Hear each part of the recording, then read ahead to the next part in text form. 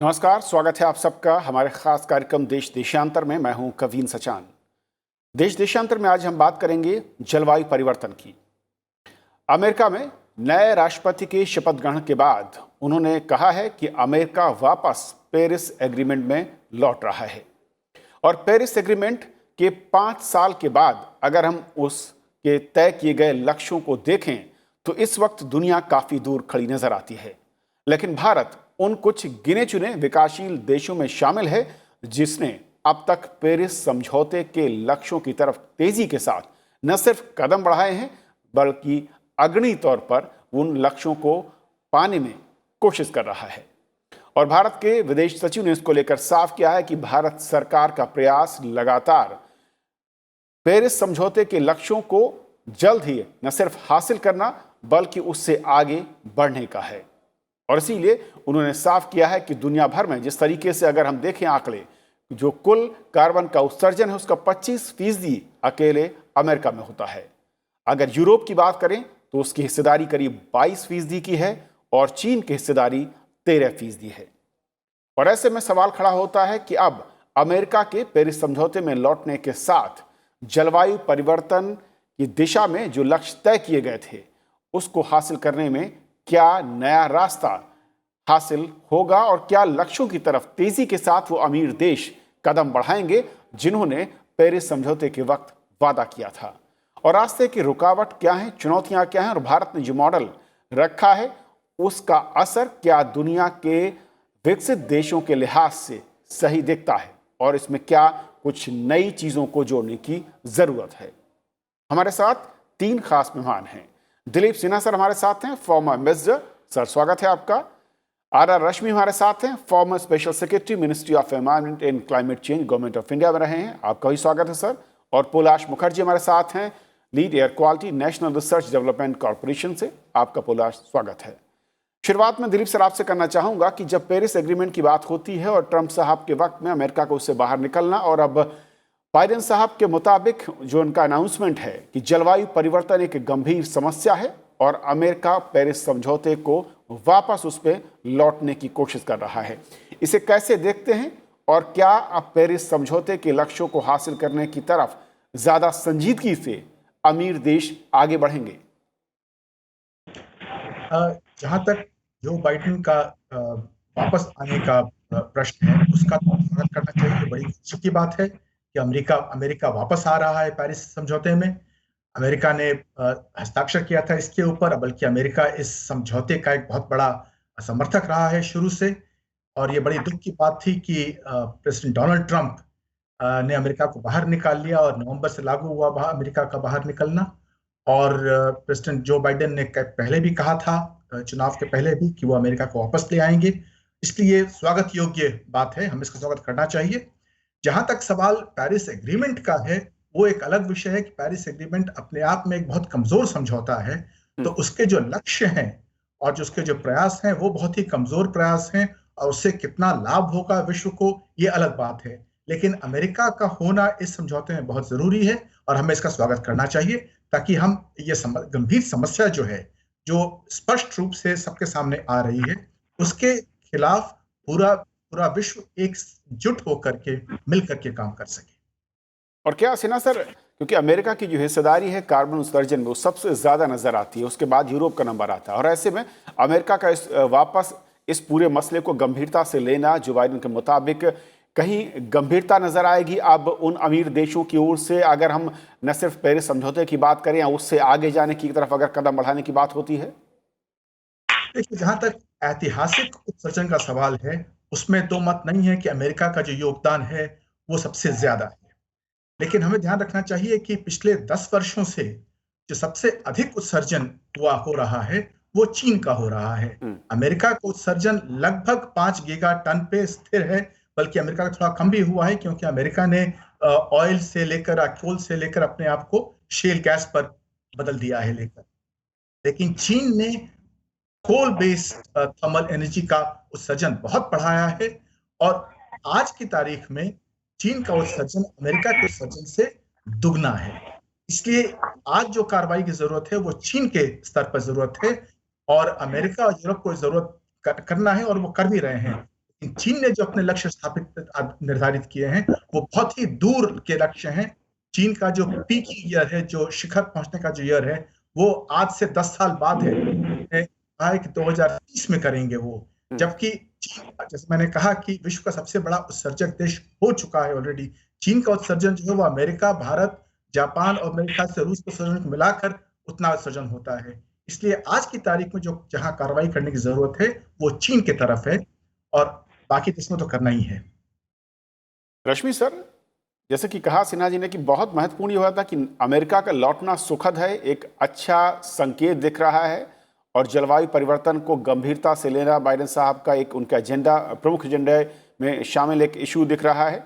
लेकिन उससे बड़ी चिंता क्या चीन की ओर से नजर आ रही, क्योंकि पिछले कुछ वर्षों के आंकड़े बिल्कुल ठीक कह रहे थे सर कि तेजी के साथ नंबर 1 की पोजीशन की तरफ बढ़ रहा है, चीन बढ़ चुका है, और जहां अमेरिका ने अपने आप को स्टेबल किया है एक लेवल पर जाकर, लेकिन चीन लगातार आगे बढ़ रहा है। तो ऐसे में अंतर्राष्ट्रीय पटल पर किस तरीके से अगर इस मुद्दे को देखें और उसमें चीन की गंभीरता और दुनिया के लिए चीन इस मसले पर कितनी बड़ी चुनौती है? हमारा मुकाबला तो ऐसे देशों से है जो जिन्होंने ऐतिहासिक रूप से इस जलवायु परिवर्तन की समस्या में बहुत बड़ा की उनकी बहुत बड़ी जिम्मेदारी है, और इस बात को सिद्ध करना है कि जिनकी जिम्मेदारी है वो अब आगे कदम बढ़ाएं, आवश्यक कदम लें। चीन भी उनमें अभी ऐसा देश है जो अब उनमें शामिल हो गया है। तो हमारी चुनौती सिर्फ चीन नहीं है, हमारी चुनौती सारे ऐसे देश हैं जो जो इस उत्सर्जन में शामिल हैं, जिन्होंने अब जलवायु परिवर्तन की समस्या के प्रति में को बढ़ाने में और उसको एक ज़्यादा खतरनाक रूप देने में अपना एक योगदान किया है। तो ऐसे देशों को हम एक अंतर्राष्ट्रीय इनके सामने एक चुनौती है, और इस चुनौती को मजबूती से फेस करना है। हमारा अपना हमारी अपनी जो समस्या है वो यह है कि अंतर्राष्ट्रीय स्तर के ये मुद्दे तो बड़े सालों में सुलझते हैं, इनका तात्कालीन हल जल्दी से निकलता नहीं है। लेकिन हमारी अपनी आंतरिक समस्याएं ये है कि हमें अपनी विकास की गति को गति के दर को मजबूत रखना है, आगे चलते जाना है। अगर हमें 8%, 10% अर्थव्यवस्था को की बढ़त करनी है तो हमारा उत्सर्जन भी बढ़ेगा। हमें चीन से हमारी कोई इसमें प्रतियोगिता नहीं है, या अमेरिका से हमारी कोई प्रतियोगिता नहीं है, यह हमारी आवश्यकता है। लेकिन हम कैसे उस उत्सर्जन को, जलवायु परिवर्तन को रोकने में अपने उत्सर्जन को कैसे कम रखेंगे, साथ साथ विकास को भी कैसे बढ़ाएंगे, ये चुनौती सबसे बड़ी है हमारे सामने। और इसमें हमें तकनीक का सहारा लेना पड़ेगा, हमारे सारे अपने वित्तीय साधनों का, अंतर्राष्ट्रीय सहायता का, और उसमें पेरिस समझौते का भी योगदान है। क्योंकि पेरिस समझौता हमें एक ऐसी फ्लेक्सिबिलिटी देता है कि हम अपने अपने लक्ष्यों को खुद निर्धारित कर सकें। ये एक अपने आप में एक बहुत बड़ा कदम था जो क्योतो प्रोटोकॉल में संभव नहीं था, चूंकि वहां पर विभाजन विकसित और विकासशील देशों के बीच में था।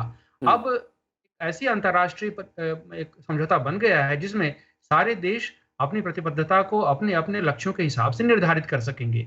ये एक अच्छी बात है, इसलिए हमें पेरिस समझौते में अमेरिका के वापस आने का स्वागत करना है।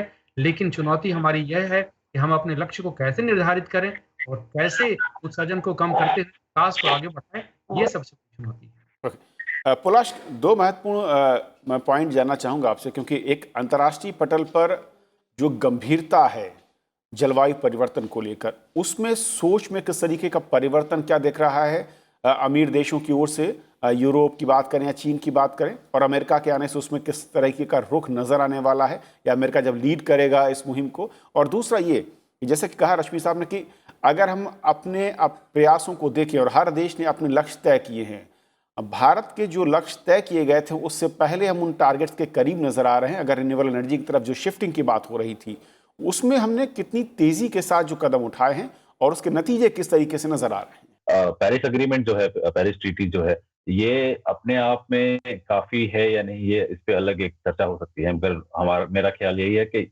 इससे बहुत आगे जाने की जरूरत है। मगर अभी जो डेवलपमेंट हुई है, जो अमेरिका इस पेरिस एग्रीमेंट में फिर से लौट कर वापस आया है, ये बहुत महत्वपूर्ण है। बिकॉज क्योंकि अमेरिका का हिस्टोरिक एमिशन जो है वो बहुत हाई रहे हैं, और फिलहाल भी उनके इन्वॉल्वमेंट के बिना ये नहीं हो पाएगा। मगर फिर भी आपका जो सवाल था कितना सीरियसनेस है इंटरनेशनल स्टेज पे, मेरे ख्याल से ये बढ़ रहा है सीरियसनेस, और इंटेंशंस भी हम देख रहे हैं इंटरनेशनल स्टेज पे डिस्कशंस में भी कि द इंटेंट टू डिलीवर वो जो है वो धीरे धीरे बढ़ रहा है, मगर इसमें बहुत अर्जेंटली एक्शन करने की जरूरत है। जहाँ तक हमारा सवाल है, जैसे रश्मि सर ने कहा कि हमारा फोकस यही रहेगा कि हम अपने कमिटमेंट्स किस तरीके से फुलफिल कर पाएंगे। रिन्यूएबल एनर्जी पे हम अपने टारगेट के माइलस्टोन्स हम क्रॉस कर रहे हैं, हम उस पे अचीव कर रहे हैं, मगर अब भी काफी एरियाज हैं जहाँ पे इंटरनली देखने की जरूरत है। जैसे अगर हम एनवायरमेंट हेल्थ की बात करें, अगर हम एयर पोल्यूशन की भी बात करें, तो ये सारे एरियाज हैं जहाँ पे क्लीन एनर्जी और एक्सेस की बात करें, लाइवलीहुड्स की बात करें, तो ये एरियाज हैं जहाँ पे अभी भी काफी कुछ इम्प्रूवमेंट की जरूरत है। और मेरा ख्याल है कि ये बहुत वेलकम स्टेप है कि अभी इंटरनेशनल स्टेज पे भी काफी पार्टनरशिप्स हो सकती हैं, जैसे अमेरिका भी वापस आया है। इसमें एक कोलैबोरेटिव वे में काम करना बहुत जरूरी है। जी रश्मि सर, क्योंकि अगर हम देखें, और केंद्रीय मंत्री प्रकाश जावड़ेकर ने भी जो एक समिट में कहा कि भारत ने जो आगे का लक्ष्य तय किया 2030 तक करीब 35% की कमी लाने की बात कही गई है कार्बन उत्सर्जन में, जो कि अभी हिस्सेदारी करीब 6.8% के आसपास है अगर वैश्विक उत्सर्जन के रेट को देखें। और रिन्यूएबल एनर्जी या इस तरीके से जो हम ऑप्शन की बात कर रहे हैं, विकल्पों की बात कर रहे हैं, जो हमने शिफ्ट ओवर किया है, ये एक बड़ा ही चैलेंजिंग नज़र आ रहा है तकनीक के लिहाज से भी, और जो दोहरी चुनौती, जैसे आपने कहा कि एक तरफ विकास को हासिल करना, उस लेवल तक पहुंचना, और दूसरी तरफ इसके लिए तकनीक काफ़ी ज़्यादा महंगी नज़र आ रही है। ये चुनौती कितनी बड़ी दिख रही है, और इससे बाहर आने के लिए, इसको रिजॉल्व करने के लिए क्या विकल्प हमारे सामने अंतर्राष्ट्रीय स्तर पर हो सकते हैं? धन्यवाद कविन जी। ये जो मसला है कि भारत जैसा देश जिसका जलवायु परिवर्तन में और ऐतिहासिक उत्सर्जन में जिसका योगदान बहुत कम रहा है, आज भी हम 6% नहीं बल्कि उससे भी कम है, 5% के ही आसपास हैं वैश्विक उत्सर्जन में हमारा शेयर। इसके बजाय चीन का करीब 26% है, अमेरिका का करीब 15% है। तो उस मामले में हमारा योगदान तो बड़ा कम है, लेकिन सबसे बड़ा चैलेंज ये है कि आप हमारी आबादी को देख लीजिए। हम विश्व के 1/5 ऑफ ह्यूमैनिटी को हम रिप्रेजेंट करते हैं, और इस इतनी बड़ी आबादी को एक स्टैंडर्ड ऑफ लिविंग एक मुहैया कराना, और साथ साथ पर्यावरण के प्रति अपनी प्रतिबद्धता साबित करना, अपनी ऊर्जा की जरूरतों को पूरा करना और साथ साथ उत्सर्जन को कम करना, ये बहुत बड़ी चुनौती है। लेकिन भारत एक ऐसा देश है जिसने मिसाल स्थापित कर दिया है एक तरह से। पेरिस समझौते के अंतर्गत जो लक्ष्य भारत ने लिए हैं, भारत पूरे G20 जो गुट है उसके अंदर अकेला ऐसा देश है जिसने अपने लक्ष्यों को हासिल करने में सबसे ज्यादा निपुणता दिखाई है। ये अपने आप में एक अनूठा और मिसाल पैदा करने वाला कदम है। तो भारत ने अपने जो 3 लक्ष्य निर्धारित किए हैं कि हम रिन्यूएबल एनर्जी, नवीकरणीय ऊर्जा में 40% जो कैपेसिटी है वो हम नवीकरणीय ऊर्जा से पैदा करेंगे 2030 तक। उसमें हम लगभग 32% के लेवल पर हम पहले ही पहुंच चुके हैं। और दूसरा हमारा लक्ष्य था कि हम अपनी एमिशंस इंटेंसिटी को घटाएंगे। उसमें घटाने में हम 35% घटाएंगे, 33 से 35% 2030 तक। हम ऑलरेडी इस समय 2018 का साल का डाटा लिया जाए तो हम 24% घटा चुके हैं। और तीसरा था कि हम पहाड़ जंगलों में अपना कार्बन स्टॉक जो हम जमा करेंगे वो करीब 2.5 से 3 बिलियन टन एडिशनल पैदा करेंगे। हम वो उसमें उतनी प्रगति नहीं हुई है, लेकिन खासी प्रगति हुई है, क्योंकि भारत एक ऐसा अकेला देश है जो विश्व में कुछ देशों में जहां पर जंगलों की बढ़ोतरी हो रही है, घटाव नहीं हो रहा है। तो इस तरह से तीनों ही मामलों में भारत एक अच्छी प्रगति कर रहा है और G20 में सबसे अधिक अच्छी प्रगति कर रहा है। तो इसलिए बड़ी ही खुशी और प्रसन्नता की बात है। लेकिन इसमें चैलेंज यह है कि यह काम आसान नहीं है और सस्ता भी नहीं है। जैसा आपने कहा, ऊर्जा का जो हमारा संतरण है, जो ऊर्जा के जो कन्वेंशनल साधन है, उससे हट करके हम सोलर रिन्यूएबल एनर्जी पर जब ट्रांसफर करते हैं तो हमें टेक्निक की जरूरत होती है और कॉस्ट को घटाने की जरूरत होती है, वरना वो कॉम्पिटिटिव नहीं होगा। तो लेकिन खुशी की बात यह है कि अब सोलर एनर्जी का कॉस्ट ₹2.5 पर यूनिट हो गया है, जो कि कोयले से भी सस्ता है। लेकिन ये जो वेरिएबल कॉस्ट है वो तो हम घटा रहे हैं, लेकिन हमें ग्रिड में उसे डालना है, ग्रिड में अपनी बढ़ती हुई ऊर्जा की ज़रूरतों को पूरा करना है। क्या हमारा सोलर एनर्जी की कैपेसिटी उस पूरी ऊर्जा की ज़रूरत को पूरा कर पाएगा कि नहीं? इसके लिए हमें आगे सोच-विचार करना है, लेकिन हमारे सामने रास्ता साफ हो गया है। ये दुनिया में एक मिसाल हमने स्थापित की है कि नवीकरणीय ऊर्जा का दाम घटाया जा सकता है, ताकि वो ग्रिड में कोयले जैसी कन्वेंशनल फ्यूल्स को कम्पीट कर सकें। और ओके। इसमें हमने हासिल किया है और इसलिए हम इसमें आगे पॉजिटिव और विकास होगा, इसकी उम्मीद है। सिन्हा सर, क्योंकि जब रश्मि साहब कह रहे हैं बहुत महत्वपूर्ण है कि किसी भी देश के लिए, खासतौर पर जो गरीब देश हैं, विकासशील देश हैं, उनके लिए अपनी ऊर्जा की ज़रूरतों के लिए विकल्पों की तरफ बढ़ना, चाहे वो रिन्यूएबल एनर्जी की बात करें या दूसरे स्रोत की तरफ बात करें, वो काफ़ी ज़्यादा महंगी नज़र आती है उनके, अगर आर्थिक नज़रिए से समझें। क्या जैसे कि सोलर अलायंस का एक विकल्प भारत ने दिया है दुनिया को, कुछ इस तरीके से हम तकनीक पर भी कुछ एक नए समीकरणों को देख सकते हैं, एक विकल्प को हम सोच सकते हैं जिसके चलते दुनिया को इस कार्बन उत्सर्जन के जो एक बड़ा रोग है उससे कुछ राहत मिल पाएगी, खासतौर पर गरीब देशों को? देख सकते ही नहीं, मैं तो कहूंगा देखना ही होगा हमें। क्योंकि जैसा रश्मि जी ने कहा कि भारत की आबादी जितनी है, जितनी जनसंख्या है, यदि हम उसका चाहते हैं उसका जीवन स्तर सुधारना, तो हमें नवीकरणीय ऊर्जा की तरफ ही जाना होगा। हमें ध्यान रखना होगा कि दो अलग समस्याएं, एक जलवायु परिवर्तन की समस्या है और एक भारत के अंदर जो पर्यावरण की समस्या है, वो अपने आप में बहुत गंभीर समस्या है। आज हमारे शहर जो है, नगर जो है, वो सबसे ज्यादा प्रदूषित शहर है दुनिया के। आज आपको मालूम है कि यहाँ तक कि कोविड की जो तीव्रता थी, वो भी लोग कहते हैं कि प्रदूषण के कारण बढ़ी है। तो आज हमें अपने स्वास्थ्य के लिए ही अपने वातावरण को स्वच्छ करना होगा और उसमें निरंतर प्रयास करना होगा। तो हमें अपने जीवन स्तर को सुधारने का एक ही रास्ता है, वो है नवीकरणीय ऊर्जा का प्रयोग करना। यदि हम कोयले की ओर बढ़ते हैं तो उसमें हमारा उत्सर्जन बढ़ेगा और प्रदूषण भी बढ़ेगा। तो हमें जो भी प्रयास करने हैं, हमारे पास दो तरीके हैं। या तो हम पुराने रास्ते पर चलें और उसके बाद 10-20 साल बाद प्रदूषण बढ़ाने के बाद फिर नए रास्ते पर आए, एक वो तरीका है। या फिर जिसे अंग्रेजी में कहते हैं लीप फ्रॉग करना, कि हम जो नई टेक्नोलॉजी है सीधा उसे ही अपनाएं, ताकि हमारा उत्सर्जन जो है वो बढ़े ही नहीं। क्योंकि हमें अपने स्वास्थ्य के लिए काम करना होगा, दुनिया में जो होता है वो होता रहे, उसके लिए हमें एक अलग प्रयास पेरिस एग्रीमेंट में करना पड़ेगा कि जो बाकी देश हैं दुनिया के, चीन है, अमेरिका है और अन्य जो अमीर देश हैं, वो भी अपना उत्सर्जन घटाएं। लेकिन हमें अपने लिए, अपने स्वास्थ्य के लिए हमें अपना उत्सर्जन नियंत्रित रखना होगा और हमें उसके लिए जो नवीकरणीय ऊर्जा है उसी पर रिसर्च करना होगा। हमें खुद अपनी टेक्नोलॉजी डेवलप करनी होगी। हमने बहुत प्रयास किया पिछले 10-20 साल, रश्मि जी को याद होगा, कि हम टेक्नोलॉजी बाहर से ले आए। बाहर से टेक्नोलॉजी मिलती है, नहीं मिलती है, बहुत महंगी मिलती है, उस पर बहुत सारे कंडीशन, बहुत सारे शर्त होते हैं। हमें खुद ही टेक्नोलॉजी अपनी डेवलप करनी पड़ेगी। और ये बड़ी खुशी की बात है कि हम आज सोलर अलायंस की बात कर रहे हैं। नवीकरणीय ऊर्जा में हमने रिसर्च किया है और ऐसा रिसर्च किया है कि नवीकरणीय ऊर्जा का जो कीमत है, जो दाम है, वो इतना कम हो गया है। तो हमें इस पर प्रयास करना है। हमें जो रूफटॉप सोलर पैनल्स होते हैं उन पर लगाने की, और जितना प्रयास कर सके हमें वो करना ही होगा। विश्व जो करता है अपनी जगह करे वो, और हमें उस पर प्रयास करते रहना चाहिए। अंतर्राष्ट्रीय स्तर पर दबाव हमें डालना पड़ेगा दूसरे देशों पर, लेकिन उसके साथ साथ हमें उदाहरण स्थापित करना होगा। और ये बड़ी खुशी की बात, जैसा रश्मि जी ने कहा कि एक जर्मनी की एक संस्था ने कहा है कि G20 देशों में भारत एकमात्र देश है जो पेरिस एग्रीमेंट का जो 2 डिग्री सेल्सियस का लक्ष्य है उसके प्रति अग्रसर है, बढ़ रहा है उसके दिशा में। तो ये हमारे अपने लिए ही अच्छा है और हमें अपने लिए ये काम करना होगा।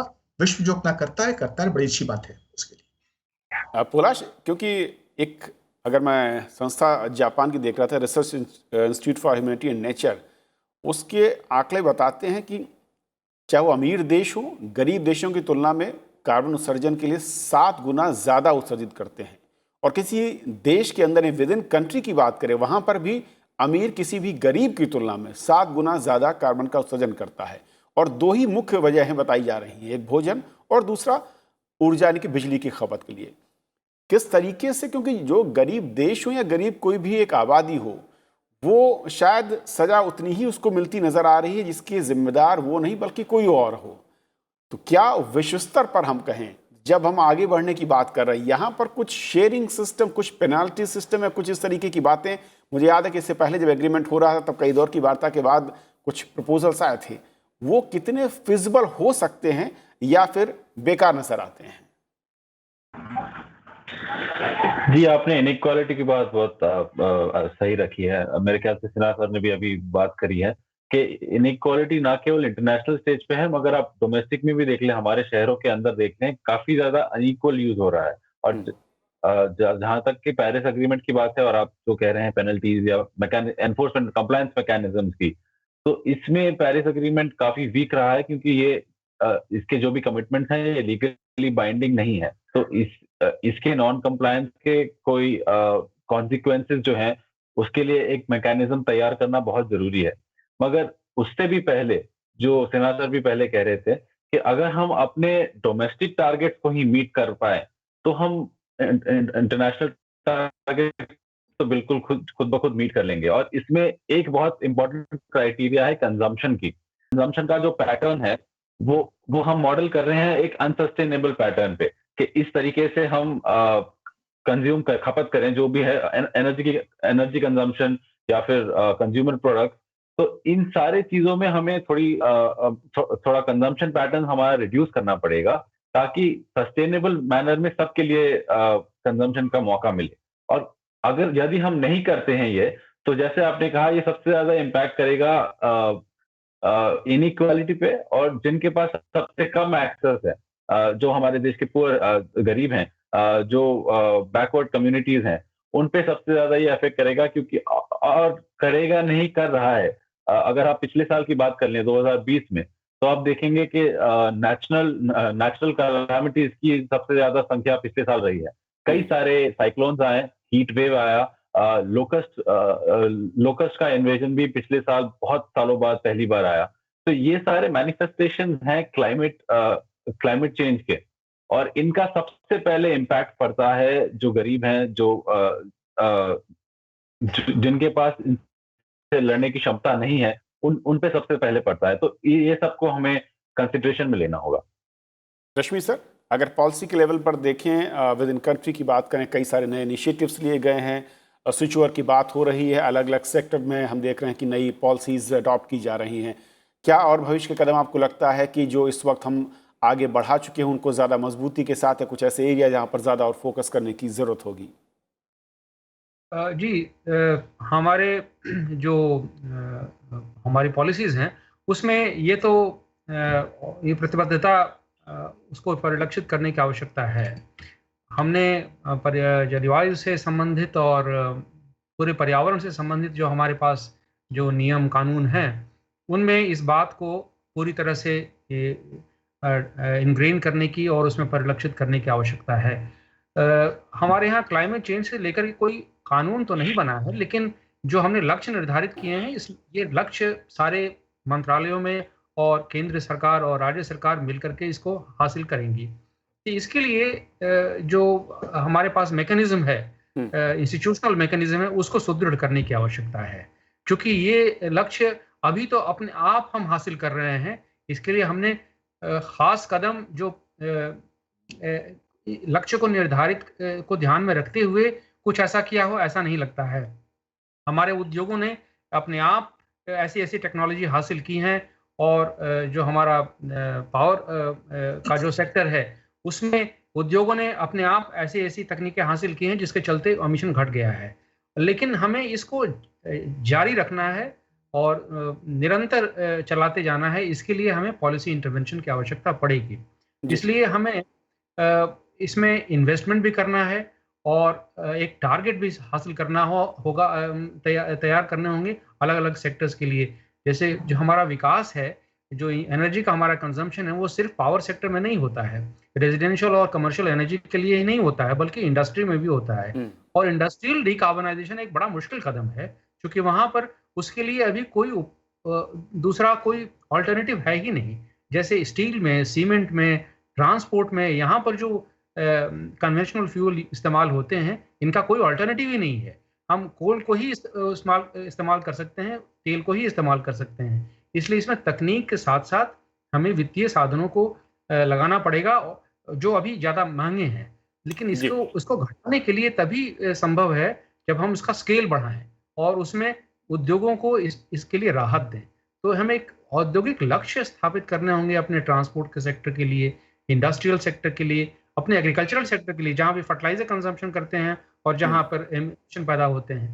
तो सारे सेक्टर्स के लिए अलग-अलग लक्ष्य स्थापित करने होंगे और एक इंस्टीट्यूशनल मैकेनिज़्म बनाना होगा केंद्रीय स्तर पर, जो इनको लक्ष्यों को हासिल करने में उद्योगों की मदद करे, उपभोक्ताओं की मदद करे और उन्हें अगर ज़रूरत पड़े तो इंसेंटिव भी मुहैया करे। Right sir. सिन्हा सर, एक आखिरी कमेंट मैं चाहूँगा आपका, क्योंकि जब भी विकल्पों की बात होती है, कुछ एक्सपर्ट ये कहते हैं कि अंतर्राष्ट्रीय स्तर पर जो एनर्जी से जुड़ी लॉबी हैं वो इतनी स्ट्रांग हैं कि विकल्पों को पहुंचने नहीं देती या सामने आने से रोकती हैं कई बार। पिछले कुछ वर्षों में किस तरीके का ट्रेंड नज़र आता है और क्या दुनिया के तमाम देश अब इस तरीके की जो लॉबिस्ट हैं उनके अलग जाकर विकल्पों की तरफ आना चाहते हैं? ये बात आपने ठीक कही कि दुनिया में बहुत किस्म के लॉबिस्ट हैं। तेल की अलग लॉबी है, कोयले की अलग लॉबी है।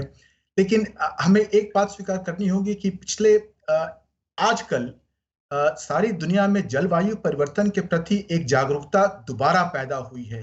जो 2008 में ग्लोबल रिसेशन आया था, उसके कारण जलवायु परिवर्तन के विरुद्ध कार्रवाई करने की थोड़ी मानसिकता कम हुई थी, वो वापस आ गई है और उसी का नतीजा है कि जो बाइडेन अमेरिका को वापस लेकर के आए हैं। तो हमें प्रयास ये करना है कि ऐसे लॉबीज के साथ जो जलवायु परिवर्तन को समझते हैं, उनके साथ मिल करके एक अंतर्राष्ट्रीय दबाव पैदा करें और जो अंतर्राष्ट्रीय लक्ष्य हैं उनको और मजबूत करें। उसके साथ साथ हमें देश के अंदर भी प्रयास जारी रखना होगा। बहुत बहुत शुक्रिया सर, आप तीनों मेहमानों का हमारे साथ इस महत्वपूर्ण चर्चा में जुड़ने के लिए। और पेरिस जलवायु समझौते के बाद 5 साल के बाद किस तरीके से दुनिया खड़ी हुई है, उन लक्ष्यों के कितने करीब और कितने दूर है, और भविष्य का रास्ता क्या हो सकता है और उसके लिए किन कदमों की जरूरत है। आज फिलहाल इतना ही। नमस्कार।